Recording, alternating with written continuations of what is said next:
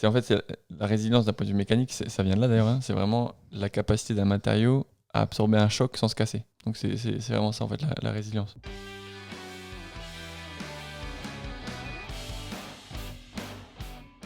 Bonjour à tous. Bonjour à tous. Bonjour à tous. Hello Fanny. Hello Fanny. Hello, comment ça va? Ça va et toi? Ça va Super. toujours bien. Ah, top. Regarde, t'as vu comme elle est rayonnante à la forme, il est 8h du mat, grand smile. Toujours heureuse d'être ici. Hein. Bah j'espère. Hein. Dis-le nous hors caméra si un jour t'es pas heureuse, s'il te plaît.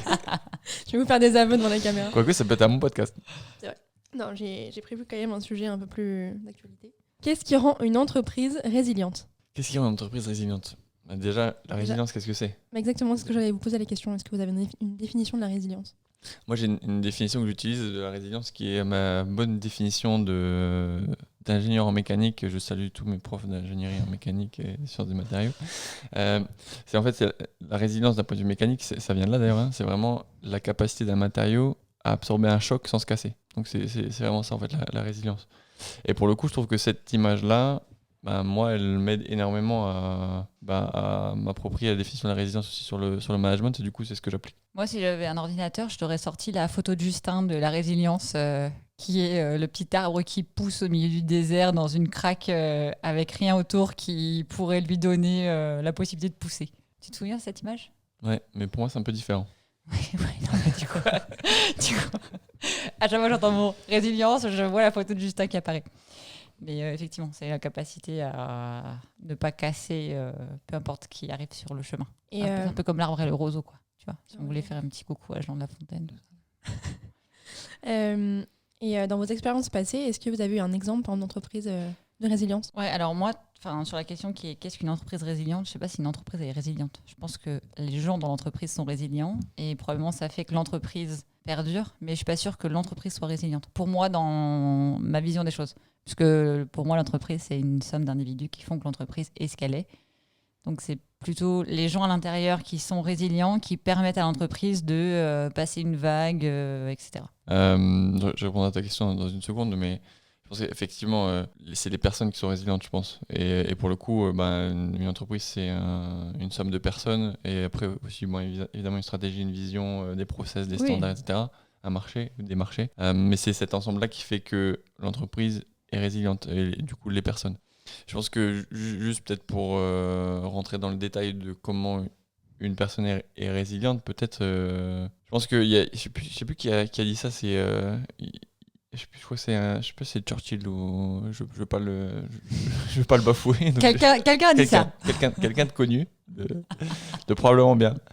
A dit qu'en fait c'était le fait de tomber, de se relever et de continuer sans jamais s'arrêter en fait. Et pour moi en tout cas la résilience c'est vraiment comme ça que je me l'applique. Pour le coup je pense que c'est lié aussi avec les moteurs. Ouais. Dans ce que tu viens de dire, je vois pas qu'on associe résilience et persévérance. Parce que tu vois, moi, l'image de quelqu'un qui tombe, qui se relève, qui tombe, qui se relève, peut-être il est résilient, mais en tout cas, il y a une forme de persévérance. Genre, c'est quoi la différence du coup entre résilience et persévérance pour toi? C'est une excellente question.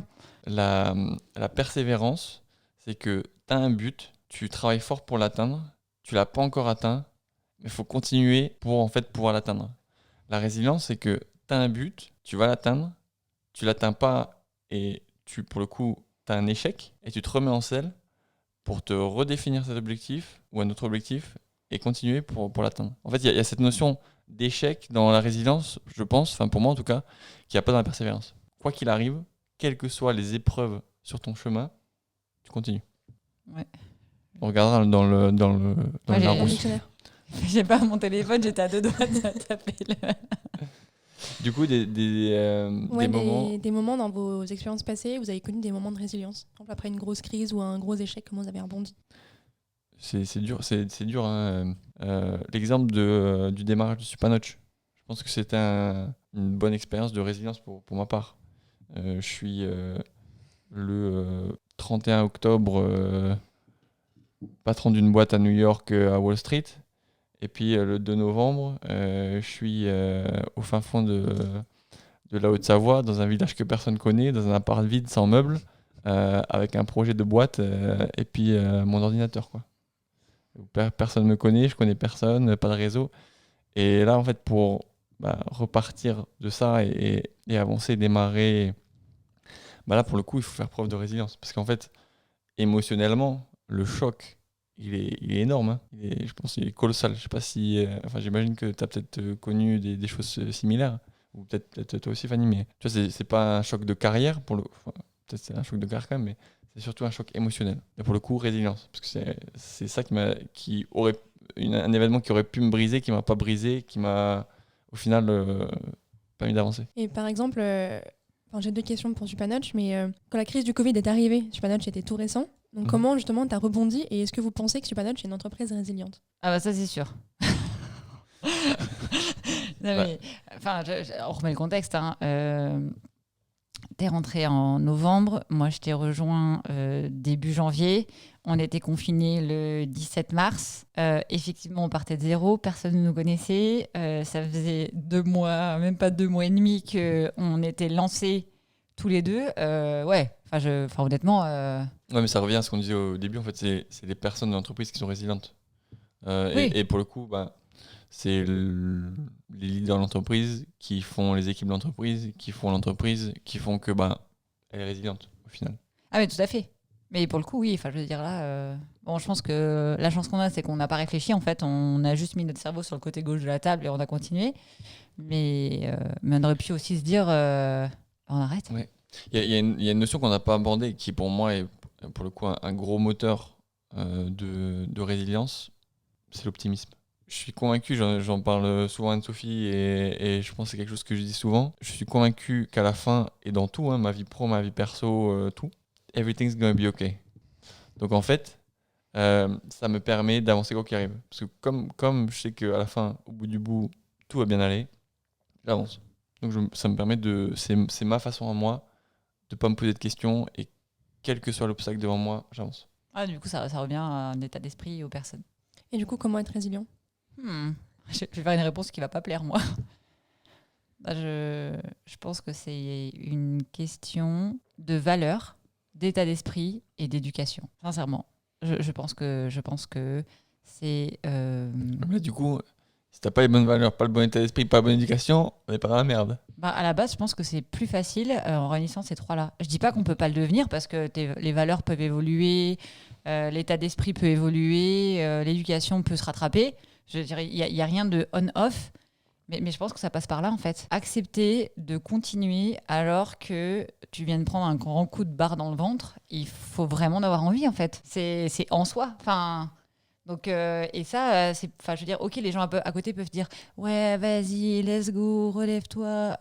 Mais en fait, à un moment donné, il faut te relever, il faut y aller, quoi. Et ça, c'est personnel, en fait. C'est personnel, il faut des convictions, il faut un état d'esprit, il faut des valeurs. Je veux dire, on en parle tout le temps ici. Moi, quand je prends un engagement, en fait, je vais le tenir. Et ça, c'est en moi, en fait. C'est-à-dire que peu importe ce qui va se passer, je vais le tenir. Et j'ai besoin de personne, si tu veux, pour me dire, si, t'as pris un engagement, quand même, ça serait quand même bien que tu réfléchisses à le tenir, quoi. Donc, je pense que c'est ultra personnel à la base. Après, les gens qui peuvent ne pas avoir le même état d'esprit au début, au contact d'autres, en s'apercevant que quand on tient ses engagements, c'est quand même super chouette par rapport aux gens vers lesquels on l'a pris. Ça peut évoluer, hein, c'est pas blanc ou noir. Mais pour moi, ça regroupe ces 3 trucs-là. Il y a le sens du devoir, en fait. Moi, je rajouterais 2 choses. Alors, je suis d'accord avec Sophie. Il y a 2 choses que je rajouterais en plus. Je pense qu'il y a dans le mindset que tu as parlé, pour rentrer dans le détail, je pense qu'il y a une notion d'échelle. Il y a des gens, je crache sur personne, qui se cassent un ongle et c'est la fin de leur journée, quoi. Ils sont... Donc parce qu'en fait ils sont concentrés sur cet ongle qui est cassé et du coup mon Dieu je suis au bout de ma vie. Alors que si au lieu de te concentrer sur ta petite personne et sur ton petit ongle cassé, tu montes à 30 000 pieds et que tu as une vision super long terme, en fait ton ongle dans ta petite vie c'est un non-événement, tu vois. Et je pense que le fait de prendre énormément de hauteur sur beaucoup de choses, ça permet d'être très très très très très résilient. La petite fracture, le petit coup de barre dans le ventre, le petit ongle cassé, c'est pas important. En fait, il y a énormément d'exemples de gens résilients, en fait. Tout autour de nous, tous les jours, dans les livres, à l'actualité, sur LinkedIn, peu importe. Il y a des gens à qui il arrive des choses extrêmement dures et en fait qui non seulement continuent, mais font des choses extraordinaires, en fait. Je veux dire, là, nous, on n'a pas de problème. Hein. On se dit la vérité. Hein. Je veux dire, oui, il y a des moments plus ou moins compliqués, il y a des choses challenging.